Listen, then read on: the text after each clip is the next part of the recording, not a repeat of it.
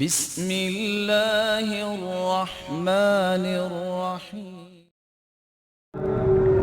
ان الحمد للہ نحمده ونستعینه ونستغفره ونعوذ باللہ من شرور انفسنا ومن سیئات اعمالنا من يهده الله فلا مضل له ومن يضلل فلا هادي له وأشهد أن لا إله إلا الله وحده لا شريك له وأشهد أن محمدا عبده ورسوله أرسله بالحق بشيرا ونذيرا يا أيها الذين آمنوا اتقوا الله حق تقاته ولا تموتن إلا وأنتم مسلمون يا أيها الناس اتقوا ربكم الذي خلقكم من نفس واحدة وخلق منها زوجها وبث منهما رجالا كثيرا ونساء واتقوا الله الذي تساءلون به والأرحام إن الله كان عليكم رقيبا يا أيها الذين آمنوا اتقوا الله وقولوا قولا سديدا يصلح لكم أعمالكم ويغفر لكم ذنوبكم ومن يطع الله ورسوله فقد فاز فوزا عظيما أما بعد فإن خير الحديث كتاب الله وخير الهدي هدي محمد صلى الله عليه وسلم وشر الأمور محدثاتها وكل محدثة بدعة وكل بدعة ضلالة وكل ضلالة في النار. قال النبي صلى الله عليه وسلم من قام رمضان إيمانا واحتسابا غفر له ما تقدم من ذنبه. رب اشرح لي صدري ويسر لي أمري واحلل عقدة من لساني يفقهوا قولي. اللهم انفعني بما علمتني وعلمني ما ينفعني وزدني علما.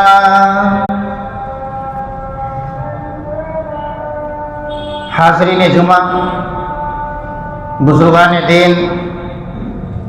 نوجوانان ملت اسلامیہ، خواتین اسلام، عزیز بچوں، تمام قسم کی تسبیحات،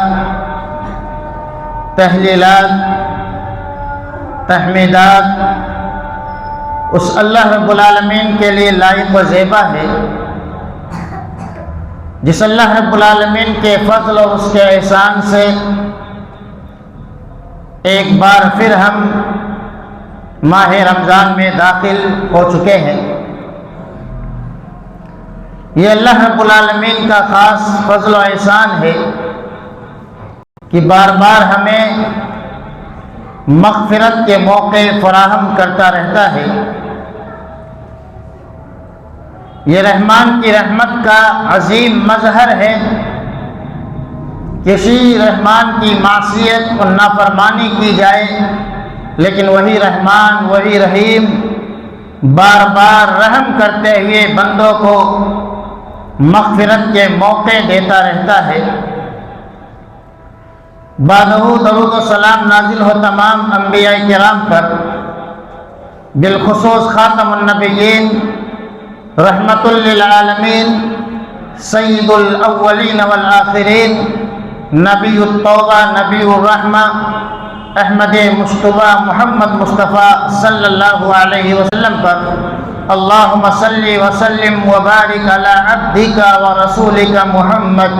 وعلی آلہ وصحبہ اجمعین. حاضرین جمعہ، اللہ رب العالمین کو یہی مطلوب اور مقصود ہے جس طریقے سے آج ہم سب اذان سے پہلے اللہ کے گھر میں تشریف لائے ہیں. یہ صرف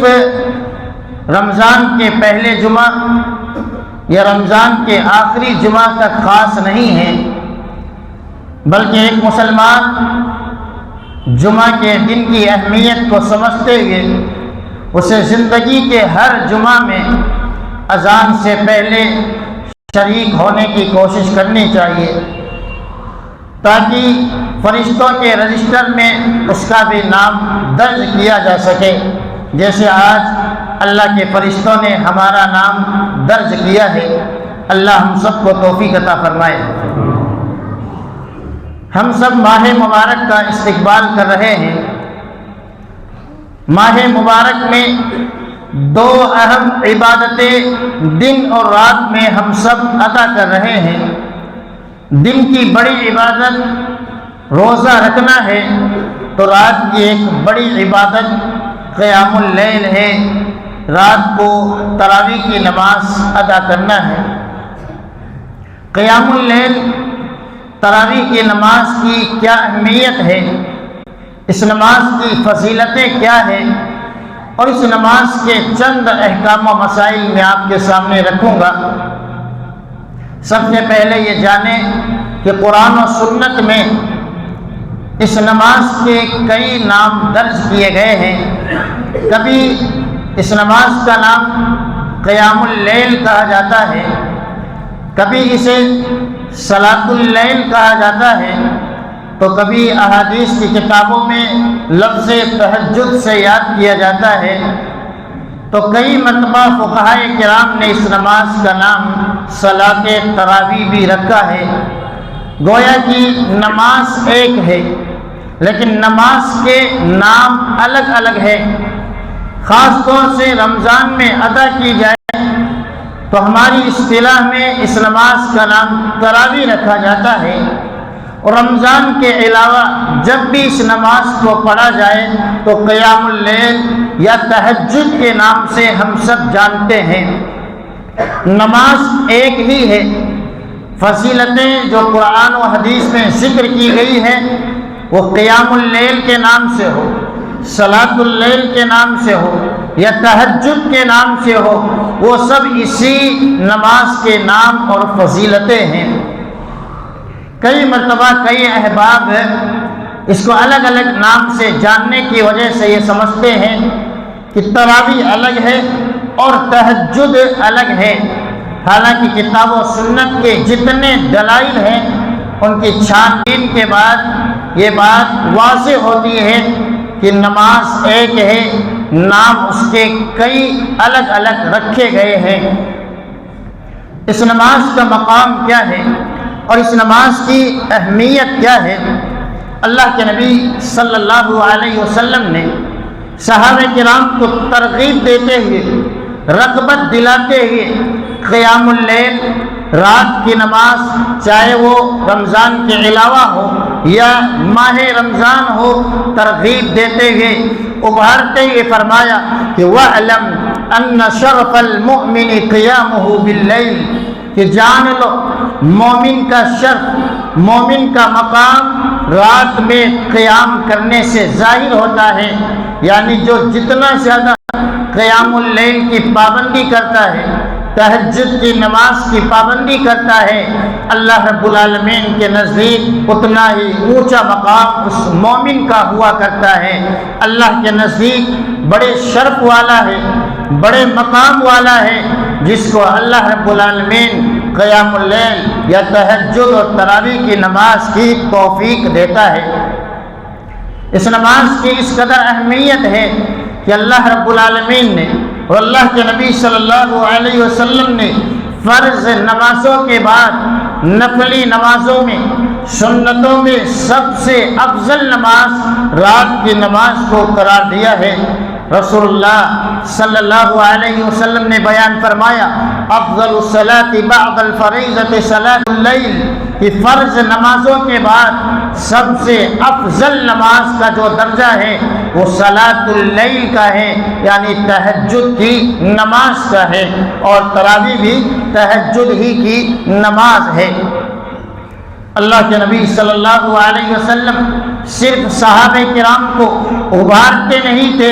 بلکہ عمل کر کے دکھلایا کرتے تھے کہ تراویح کی نماز یا تہجد کی نماز کس قدر پابندی کے ساتھ ادا کرنی چاہیے۔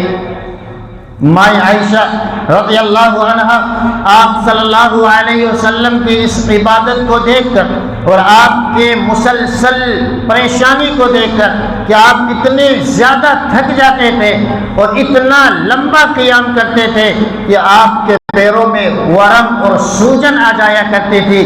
ایک ایک رکعت میں 5 بارے اللہ کے نبی صلی اللہ علیہ وسلم تلاوت کر دیا کرتے تھے، جس کی وجہ سے آپ کے پیروں میں سوجن آ جاتی۔ مائی عائشہ آپ صلی اللہ علیہ وسلم سے سوال کرتی ہے کہ اللہ کے نبی صلی اللہ علیہ وسلم، جب اللہ رب العالمین نے آپ کے اگلے اور پچھلے تمام گناہوں کو دھو دیا ہے، معاف کر دیا ہے، پھر اس قدر آپ اپنے آپ کو کیوں تھکاتے ہیں؟ تو رسول اللہ صلی اللہ علیہ وسلم جواب دیتے ہیں، افلا اکون عبدا شکورا، کہ اللہ کے احسانات میرے اوپر بڑے زیادہ ہیں، اللہ کے اکرامات، اللہ کی نعمتیں بہت زیادہ ہیں، تو ان انعامات کا تقاضا یہ ہے افلا اکون عبدا شکورا، کیا میں اللہ کا شکر گزار بندہ نہ بنوں؟ اللہ رب العالمین نے بار بار ہمیں ماہ رمضان اللہ دیتے رہتا ہے، اللہ رب العالمین نے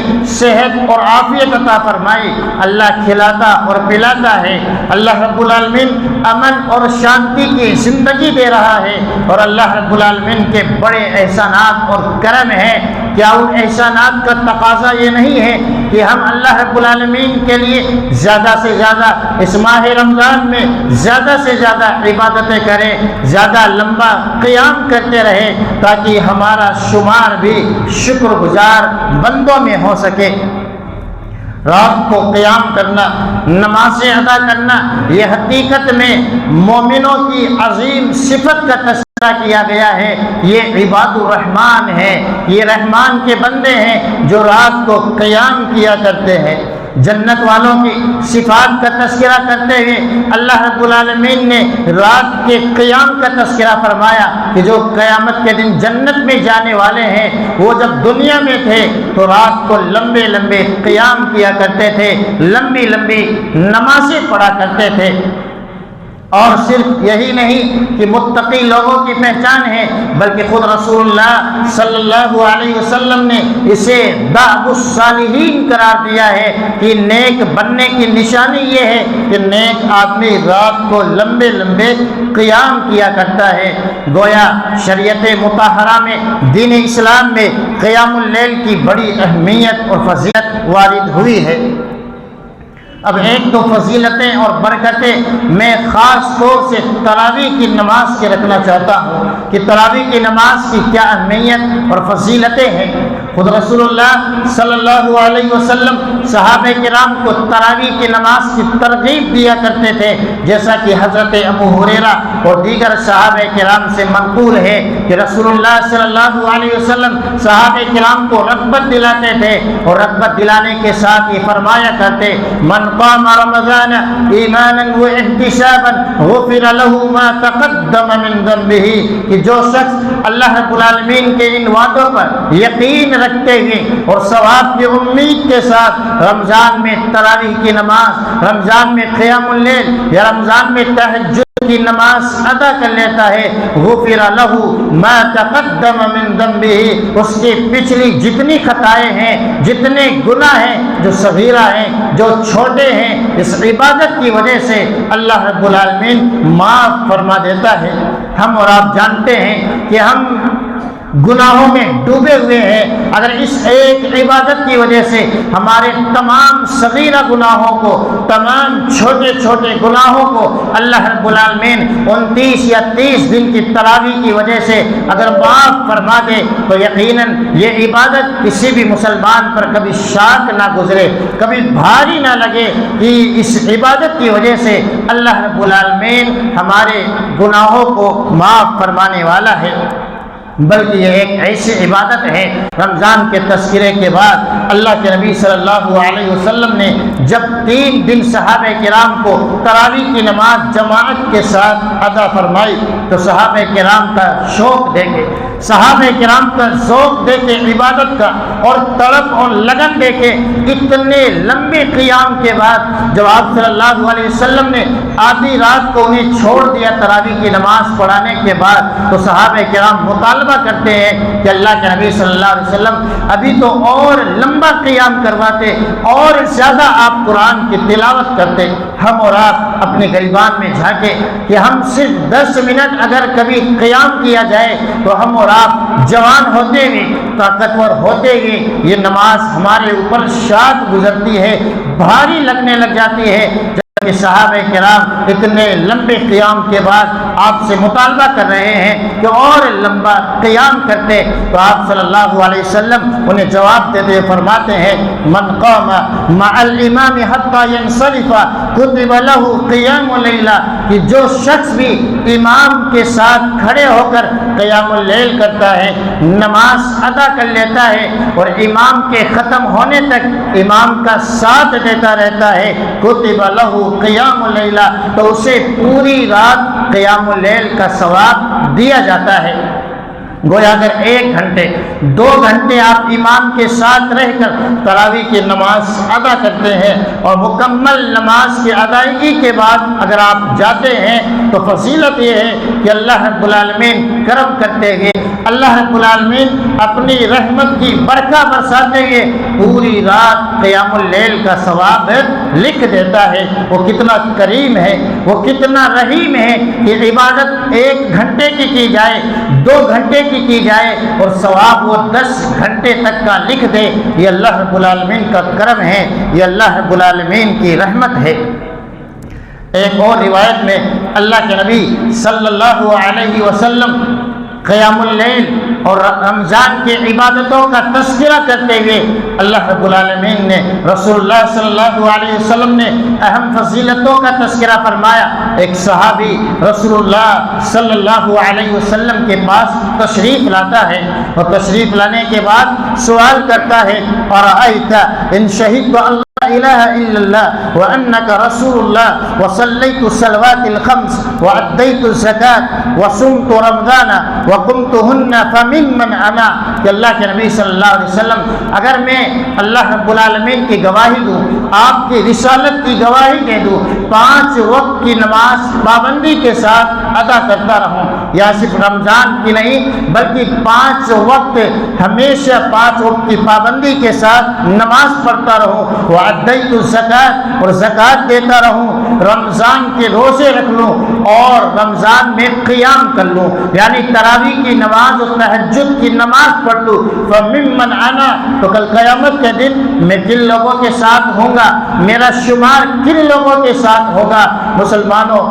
آگے حدیث کے الفاظ دیکھیں، اللہ کے نبی صلی اللہ علیہ وسلم نے فرمایا من الصدیقین والشہداء، اگر یہ عمل کرتے رہو گے تو کل قیامت کے دن صدیقوں کے ساتھ تمہارا حشر ہونے والا ہے۔ کل قیامت کے دن تمہیں جن کے ساتھ اٹھایا جائے گا، جن کے ساتھ کھڑا کیا جائے گا، یہ صدیق ہوں گے یا شہید ہوں گے۔ ہم سب جانتے ہیں کہ انبیاء کے بعد جس کا درجہ ہے وہ صدیق کا درجہ ہے، شہید کا درجہ ہے۔ اگر ہم اور آپ یہ عبادتیں کر رہے ہیں تو بڑے خوش نصیب ہیں کہ کل قیامت کے دن آج اللہ کے لیے عبادتیں کر رہے ہیں، اللہ کے لیے قیام کر رہے ہیں۔ کل قیامت کے دن اللہ رب العالمین اس قیام کی وجہ سے، انہی روزوں کی وجہ سے کل اللہ رب العالمین صدیق اکبر حضرت ابوبکر صدیق اور شہید حضرت عمر فاروق، حضرت عثمان غنی، حضرت علی رضوان اللہ علیہم اجمعین کے ساتھ کل اٹھانے والا ہے۔ کتنے خوش نصیب ہے وہ مسلمان جو اس روایت پر عمل کرتے ہوئے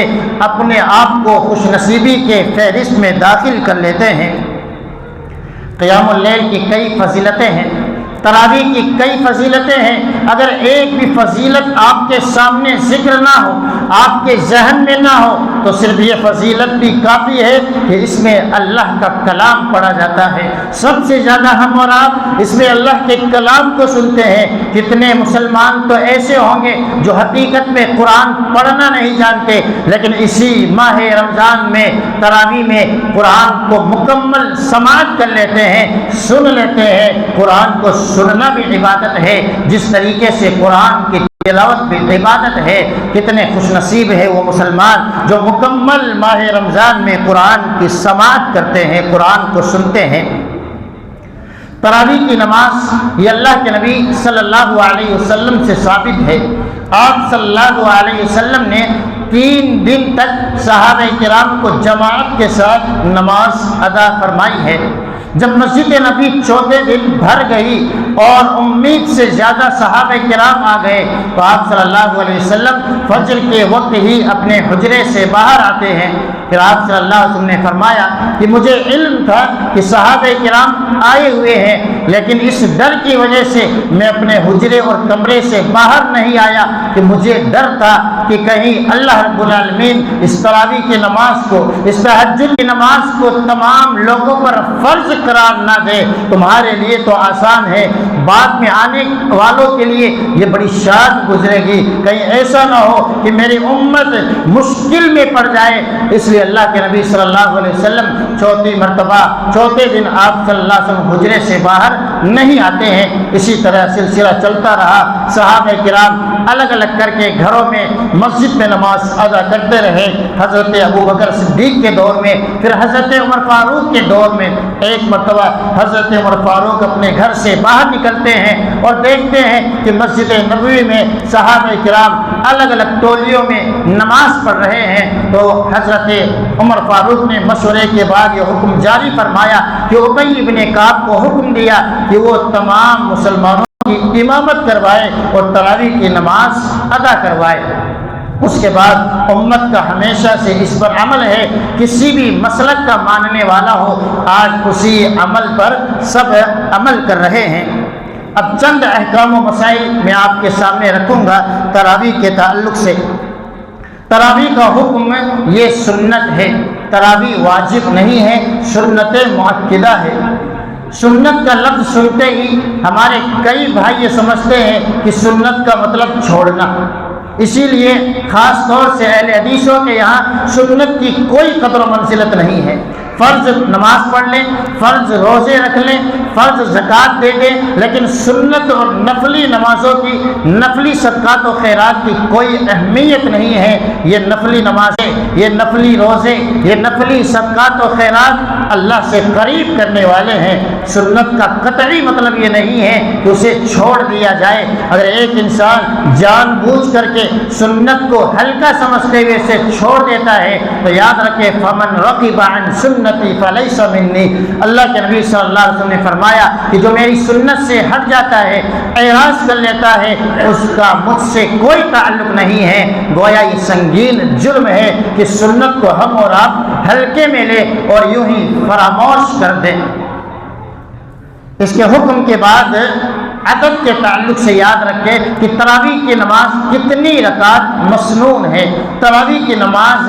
8 رکعت مسنون ہے۔ اللہ کے نبی صلی اللہ علیہ وسلم نے صحابہ کرام 3 دن تک تراویح کی نماز پڑھائی۔ صحیح آثار سے ثابت ہے کہ آپ صلی اللہ علیہ وسلم نے 11 رکعت پڑھائی، 8 رکعت قیام اللیل تہجد اور تراویح کی، اور 3 رکعت آپ صلی اللہ علیہ وسلم نے وتر کی نماز ادا کی تھی۔ اسی طریقے سے حضرت عمر بن خطاب نے ابی بن کعب اور تمیم الداری کو جو حکم دیا کہ صحابہ کرام کو نماز پڑھائے، وہ بھی موطا ابن مالک اور صحیح احادیث کی کتابوں میں درج ہے کہ وہ بھی حکم 8 رکعت ہی کا تھا۔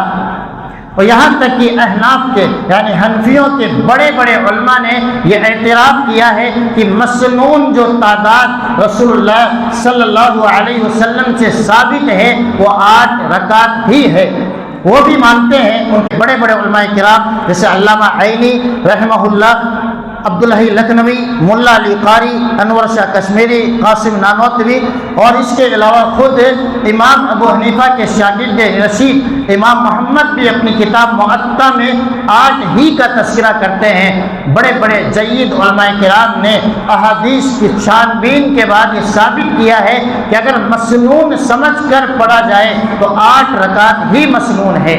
20 رکعت کو سنت کہنا یہ صحیح حدیثوں سے اور صحیح آثار سے ثابت نہیں ہے۔ اگر آپ اس پر عمل بھی کریں لیکن اسے سنت نہ کہیں، اس کے لیے 8 رکعت والے پر تان و تشریح کرنا اور الگ الگ فتوے لگانا یہ ایک مسلمان کی شان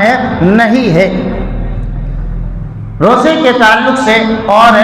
قیام اللیل تراویح کے تعلق سے یہ ایک اہم مسئلہ یاد رکھنے کی ضرورت ہے۔ کئی ہمارے بھائی یہ سمجھتے ہیں کہ اگر تراویح کی نماز پڑھ لی تو روزہ رکھنا بھی ضروری ہے۔ روزہ ایک الگ عبادت ہے، تراویح ایک الگ عبادت ہے۔ اگر اللہ نے آپ کو طاقت دی ہے تراویح کی، آپ تراویح پڑھ لیتے ہیں۔ کسی بیماری کی وجہ سے ڈاکٹر آپ کو اگر منع کر دیتا ہے کہ روزہ نہیں رکھنا ہے تو آپ روزہ نہ رکھیں لیکن تراویح کا ثواب لیتے رہیں۔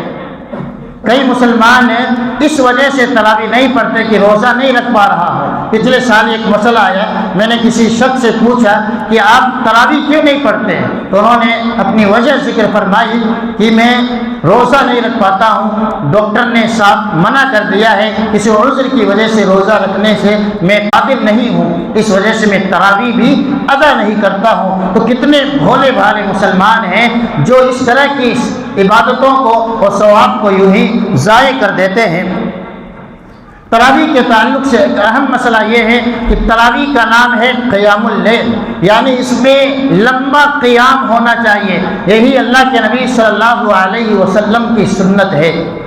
ہم اور آپ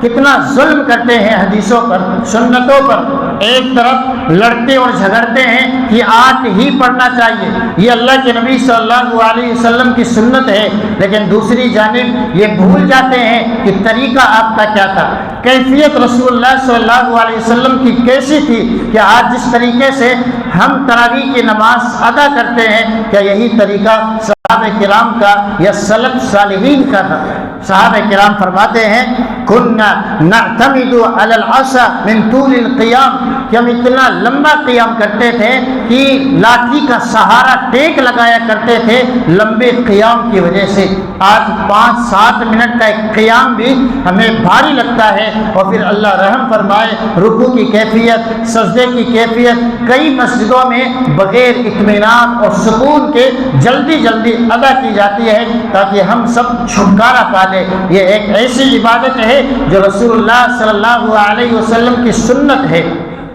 کئی مسلمان یہ شکوہ اور شکایتیں کرتے ہیں کہ کیا پورا قرآن ختم کرنا یہ واجب اور ضروری ہے؟ تو آپ ان سے پوچھیں ضروری کیا ہے، سنت کیا ہے؟ اللہ کے نبی صلی اللہ علیہ وسلم کی ذرا وہ سنت بھی بتا دیں کہ آپ کتنا لمبا قیام کرتے تھے، صحابہ کرام کتنا لمبا قیام کرتے تھے۔ تیسرے دن جو آپ نے تراویح کی نماز صحابہ کرام کو پڑھائی ہے، آپ شروع کرتے ہیں اور اتنا لمبا قیام کرتے ہیں کہ صحابہ کرام کو ڈر لاحق ہوا کہ کہیں آج ہماری سحری نہ چھوٹ جائے۔ اتنا لمبا قیام وہ صحابہ کرام کرنے والے تھے، اور انہی کے نقش قدم پر ہم سب چلنے والے ہیں۔ تو قیام اس کی روح ہے، لمبا قیام اس کی روح ہے، لہذا تراویح کی نماز میں لمبا قیام ہونا چاہیے۔ صرف بھاری لگنے کی وجہ سے، بوجھل لگنے کی وجہ سے بعض حفاظ کرام کے ساتھ بار بار یہ کہنا کہ جلدی جلدی پڑھائے، چاہے قرآن میں وہ کچھ بھی پڑھے، زبر زیر کی غلطیاں کرے، چاہے مد کھینچنے کی جگہ نہ کھینچے، سب چل سکتا ہے، لیکن جلدی نماز ہونی چاہیے۔ ہم اپنے آپ کو نہیں بدلتے، اللہ کے کلام کو بدلنے پر اتارو ہو جاتے ہیں۔ اس لیے اللہ کے واسطے اللہ کی اس نمازوں میں قرآن کے ساتھ کھلواڑ نہ کریں۔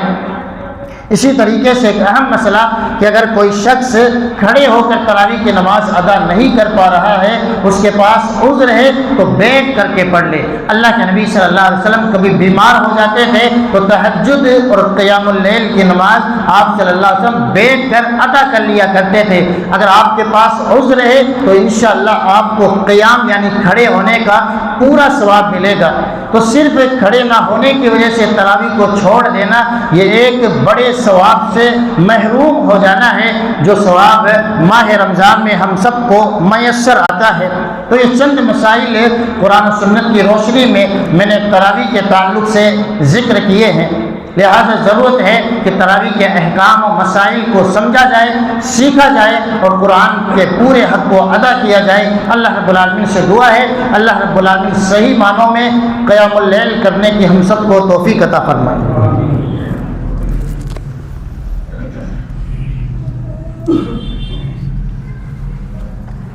الحمد للہ رب العالمین والعاقبۃ للمتقین واشهد ان لا الہ الا اللہ واشهد ان محمدا عبده ورسولہ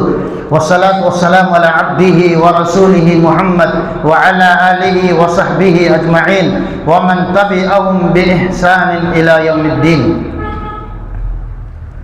ماہ مبارک کا ملنا جہاں ایک مسلمان کی سعادت کا ذریعہ ہے، ایک مسلمان